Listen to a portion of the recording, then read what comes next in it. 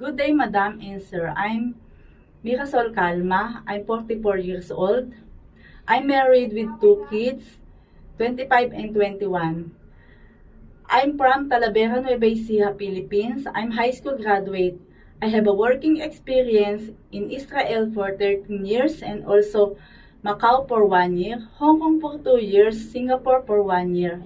I can applying as a caregiver, brought to Dubai, and uh, I know how to take vital signs and blood pressure, and I know how to assist bedridden to patient. I know how to give food and medicine to patient.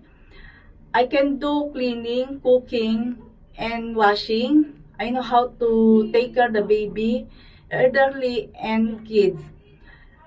I'm honest person and hardworking. Thank you, Madam and Sir.